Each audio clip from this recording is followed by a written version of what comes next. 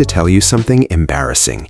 2 years ago, I opened a savings account and I named it. I actually named it. I called it Future House Fund. Wait, you named your bank account? I did. And for the first 3 months, I was so proud of myself. I put in a little money every single week. I felt like a real adult, finally. Okay, I love this already. What happened? Well, then a new phone came out. And I thought, just this once, I will borrow from Future House Fund and I will pay myself back. Rose, that account still has $40 in it. $40? Check. That is so painfully relatable. It is embarrassing, but it is also so human. I think almost everyone has a version of this story. Some goal they set with their money, and then life just happens. Honestly, I had almost the exact same thing, except mine was called Trip to Japan. I think it survived for about 6 weeks before a friend's birthday dinner wiped it out. See, this is exactly why I wanted to talk about this today, because money goals are so personal, and talking about them, especially in a second language, can feel surprisingly hard. It really can. You are not just talking about numbers. You are talking about your hopes, your worries, sometimes your regrets. Exactly. So today we are going to help you talk about your financial goals in English, naturally, honestly, the way real friends actually talk about money. I am excited about this one. I feel like this topic touches everyone's life, no matter where you are from or how old you are. It really does. Whether your goal is saving for a house, paying off a loan, or just not panicking every time you check your bank app. Oh, that last one hit close to home. Ha, I thought it might. Okay, before we dive fully in, let's properly welcome our listener, because this episode is going to be a good one. So welcome everyone to Living English Podcast. If this is your first time here, we are so glad you found us. This is the place where we help you learn real, natural English through real, natural conversations, the kind you would actually hear between two friends. And today's topic is a big one, financial goals. Saving money, spending money, dreaming about money, and yes, sometimes stressing about money. By the end of this episode, you are going to be able to talk about your own financial goals comfortably in English. You will know how to start that conversation, how to keep it going with the right questions, and how to close it in a warm, natural way. You will also pick up some really useful phrases that native speakers use all the time when they talk about money. Things like living within your means or having a nest egg. We will explain all of that soon, don't worry. For now, just know that this episode is packed with practical, real language you can use the very next time someone asks you, "So, what are you saving for?" And if you are enjoying these episodes, honestly, the simplest way to support us is just to hit that subscribe button. It genuinely helps more people find these conversations, and it means a lot to us. It really does. Okay, Rose, before we jump into the role play, I think we should talk about why this topic specifically feels tricky for a lot of English learners. Yes, let's do that. Because I think a lot of people know basic money words like save or spend, but they freeze up when the conversation gets a little deeper. Exactly, and that is completely normal. Talking about money, even in your first language, can feel a little vulnerable. You're sharing your worries, your dreams, sometimes things you're not totally proud of. True. So doing that in a second language adds another layer of pressure. Right. That is why today we are focusing on natural, everyday phrases, not complicated banking vocabulary, just the way real people actually talk about their goals. So let's talk about what kind of English you actually need for this. It is not really about knowing fancy finance words. No, definitely not. You do not need to know words like diversified portfolio unless you are literally a financial advisor. True. What you do need are everyday expressions. Things like saying you are saving up for something, or that you are trying to cut back on spending in one area. Exactly. And you need comfortable ways to react when someone shares their financial goal with you. Because in English, we often respond with encouragement first before asking questions. That's such a good point. If a friend tells you they are saving for a house, the first thing you say is usually something warm, like, "Oh, that is so exciting," before you even ask the details. Right. Tone matters a lot here. Money can be a sensitive subject, so native speakers often soften the conversation with warmth and curiosity, not just direct questions. And honestly, that softness is something a lot of learners skip because they are so focused on getting the grammar right. True. But once you have a few of these warm, natural phrases ready, the grammar becomes so much easier because you're not translating in your head. You're just reacting like a real person. Okay, I think it is time. Let's actually show our listener what this sounds like. Should we do the role play now?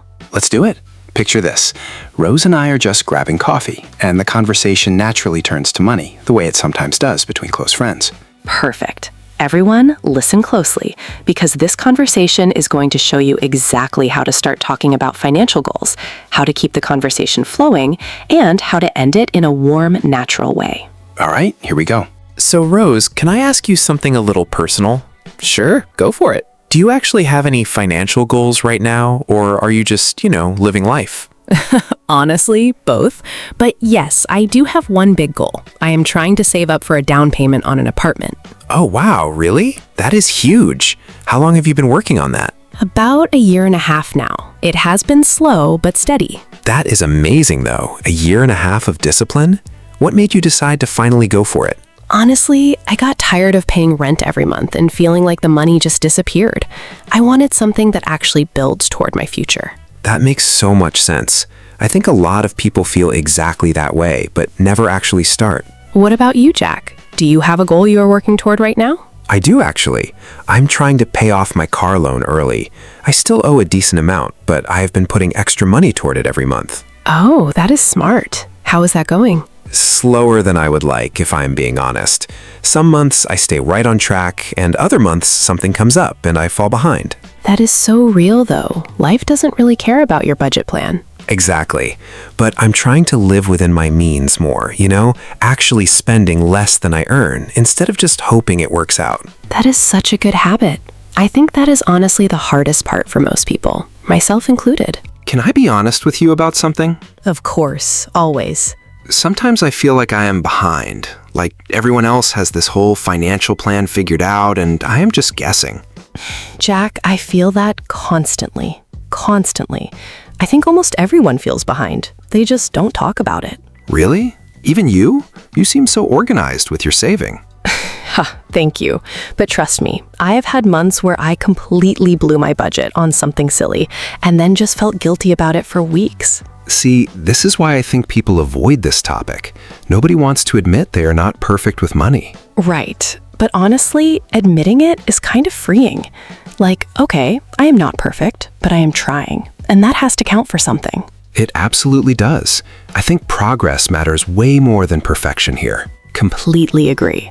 So what is your actual plan for the car loan? Do you have a number in mind? Yeah, I'm hoping to have it paid off by next spring.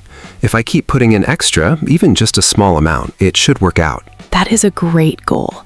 Have you thought about what you will do once it's paid off? Like, will you start a new goal right away? Honestly, yes. I think I want to start building a bit of a nest egg after that.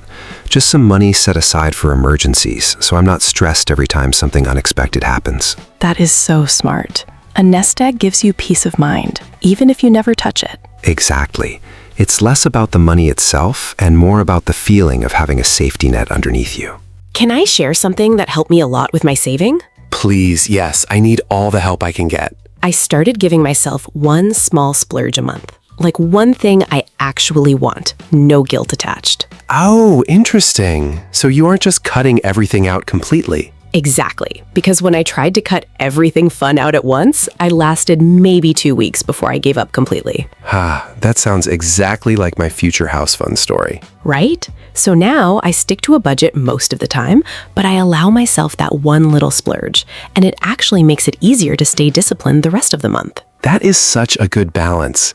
I think people assume saving money means suffering all the time, but that is not sustainable. Exactly. It is not about never enjoying anything.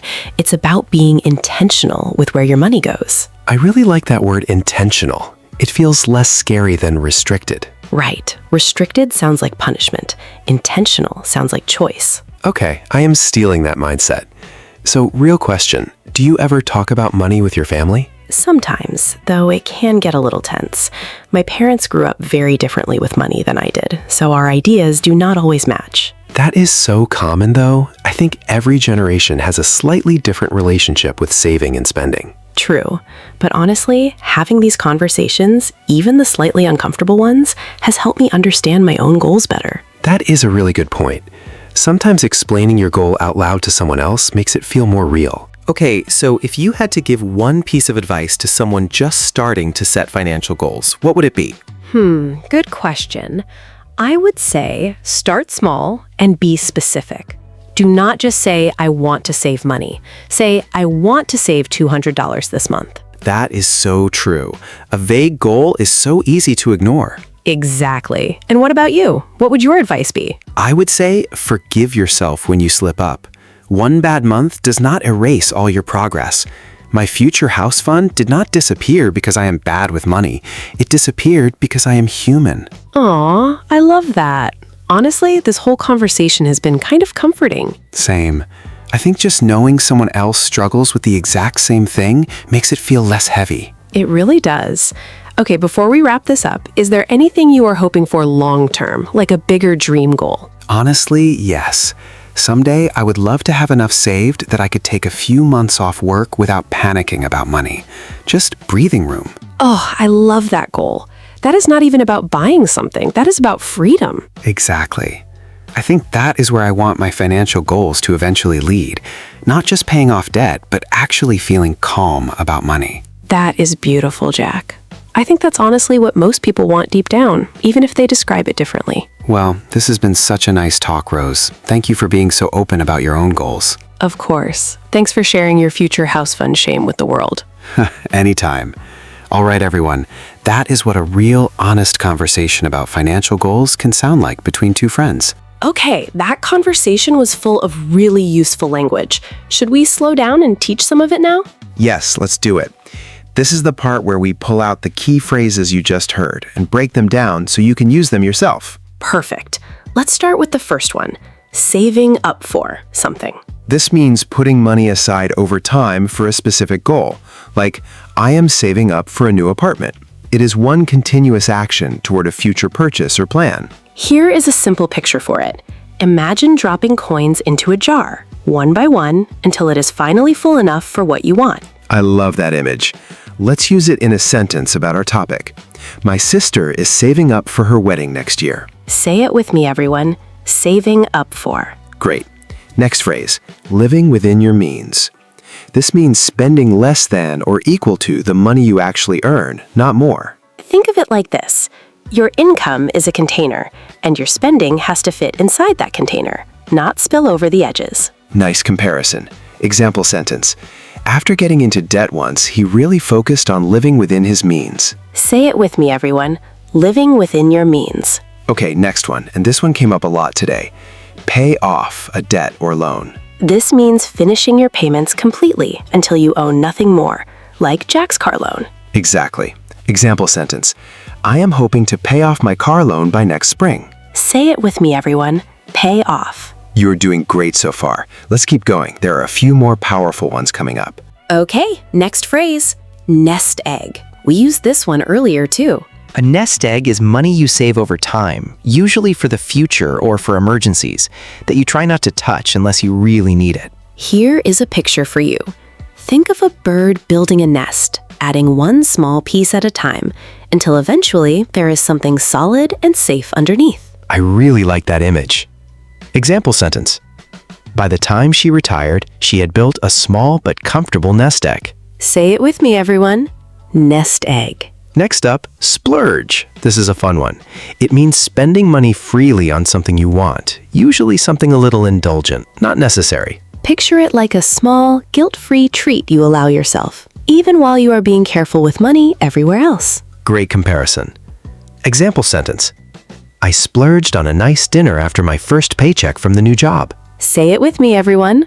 Splurge. Next, stick to a budget. This means following your spending plan closely without breaking it too often. Example sentence. It is hard to stick to a budget during the holidays when there are so many extra expenses. Say it with me, everyone. Stick to a budget. And one more for this section. Cut back on something. This means reducing how much of something you buy or use, usually to save money. Example sentence. We decided to cut back on eating out so we could save more each month. Say it with me, everyone. Cut back on. Wonderful. You now have some really strong natural phrases for talking about money. Okay, one final key phrase before we move on, and it is actually the phrase in our topic today, financial goals. This simply means specific things you are working toward with your money, whether that is saving, paying off debt, or building for the future. Example sentence.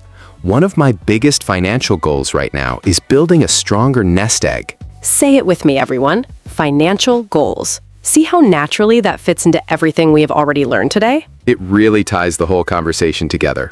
Okay, now that we have these phrases, let's talk about a few practical tips for actually using them in real conversations. Yes, I love this part. Tip number 1. When someone brings up their financial goal, react warmly before asking questions. Something like, "Oh, that is so exciting," or "Good for you, that takes real discipline." That softens the moment and shows genuine support instead of jumping straight into interrogation mode. Exactly. Tip number 2. Ask open, gentle follow-up questions, not overly direct ones. Instead of asking, "How much do you make?" try asking, "How long have you been working toward that?" That is such an important distinction. Money amounts can feel very private, but the journey toward a goal usually feels much easier to talk about. Great tip. And tip number 3, it is completely okay to admit your own struggles too. Native speakers often build trust in these conversations by being a little vulnerable, not perfect. Exactly, like I did with my future house fund confession at the very beginning of this episode. Exactly. Vulnerability actually makes the conversation feel more real and more comfortable for both people. Great tips. Okay, now let's put all of this into practice together with a short guided role play. All right, everyone, here is your chance to practice. Imagine you and I just ran into each other, and I am about to ask about your financial goals. I will help guide you through what to say using the phrases we just learned. Okay, here we go. Hey, it has been a while. What have you been up to lately? Now it is your turn to respond. You could say something like, "Honestly, I've been really focused on my financial goals lately." Nice start. Oh, really? What are you working toward? You could answer, "Well, I'm saving up for a trip next year, so I've been trying to live within my means for a while now." That is such a strong, natural response. Notice how 2 of our key phrases fit right into one simple sentence. Exactly. Now imagine I react warmly, like this. "Oh, that's amazing. A trip sounds so exciting. How is the saving going so far?" And you might answer, "It is going okay. I try to stick to a budget, but sometimes I still splurge a little." Perfect. Honest, natural, and easy to say. And now, to close the conversation warmly, I might say something like, "Well, I really hope you get there. That's such a great goal." And you could simply respond, "Thank you. I appreciate that. It really helps to talk about it, honestly." See how naturally that all flowed? Start warmly, keep it going with gentle questions, and close with encouragement. That is the exact pattern you can use in your own real conversations about money in English, starting today. Okay, let's do one more quick practice round, but this time about paying off debt, since that came up earlier too. Good idea. Imagine someone asks you, "So are you working on anything specific with your money these days?" You could respond, "Actually, yes, I am really focused on paying off my student loan this year." Great response. And then to keep the conversation going, they might ask, "Oh wow, how much do you have left?" But remember what we said earlier. Right, that question can feel a little too direct. A gentler version would be, "How is that going for you?" And you could answer, "It is slow but steady. I'm trying to cut back on eating out to put more toward it." And to close warmly, the other person might say, "That is really impressive. I am rooting for you." And you could simply respond, "Thanks, that really means a lot." See, once again, the same pattern. Warm opening, gentle follow-up, encouraging close. This pattern works for almost any financial goal conversation, whether it is about saving, debt, or even bigger dreams like retirement or buying a home. I really think once you have this pattern memorized, the specific vocabulary becomes so much easier to plug in naturally. Completely agree. Okay, I think it's time to bring everything together with a quick recap for our listener. Let's do it. Okay, let's recap everything we covered today about talking about financial goals in English. We started with Jack's very honest confession about his future house fund, which really set the tone for this whole episode. Yes, $40 and a lot of lessons learned. We talked about why this topic can feel hard, because money conversations touch our hopes, our worries, and sometimes our pride. Then we moved into a full role play, showing you exactly how to start a conversation about money warmly, how to keep it going with gentle, caring questions, and how to close it with genuine encouragement. We also learned some really powerful phrases today. Let's list them one more time.